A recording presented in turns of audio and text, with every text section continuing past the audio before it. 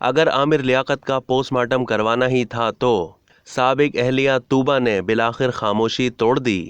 رواں مہینے اچانک انتقال کر جانے والے میزبان و سیاستدان عامر لیاقت حسین کی قبر کشائی اور پوسٹ مارٹم کے عدالتی حکم پر دوسری سابقہ اہلیہ سیدہ طوبہ انور نے بھی رد عمل دے دیا۔ طوبہ انور نے ٹویٹر پر بیان میں کہا کہ اگر حکام نے عامر لیاقت حسین کا پوسٹ مارٹم کروانا ہی تھا تو ان کے انتقال کے روز ہی ایسا کرنا بہتر ہوتا۔ ان کے انتقال کو ایک ہفتے سے زائد عرصہ گزر جانے کے بعد پوسٹ مارٹم کے لیے قبر کشائی کرنا لواحقین کے لیے انتہائی تکلیف دہ ہے۔ طوبہ انور کا یہ بھی کہنا تھا کہ مجھے اللہ کی مرضی پر بھروسہ ہے، میرا یقین ہے کہ اللہ پاک ہمارے معاملات کا بہترین انتظام کرنے والا ہے۔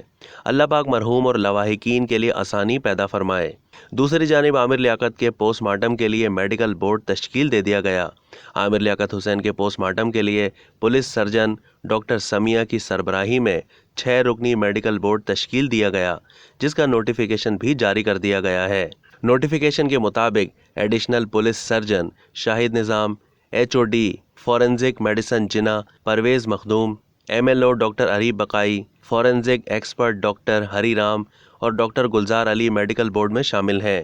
نوٹیفیکیشن کے مطابق 23 جون کو صبح 9:30 بجے عامر لیاقت کی قبر کشائی ہوگی۔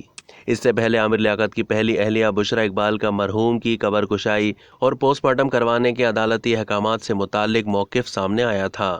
عامر لیاقت کی پہلی اہلیہ نے قبر کشائی اور پوسٹ مارٹم سے متعلق ان کے مداحوں سے رائے مانگی تھی۔ اپنے ٹویٹر پیغام میں بشریٰ اقبال نے کہا تھا کہ کیا آپ سب جو مرحوم عامر لیاقت کے فین اور چاہنے والے ہیں، پوسٹ مارٹم کے اس طریقہ کار سے عامر کا جسم گزرے اس کے حق میں ہیں یا نہیں؟ بشریٰ اقبال نے مزید کہا کہ ان کی روح کو یہ اذیت دے کر اپنی تسلی چاہتے ہیں۔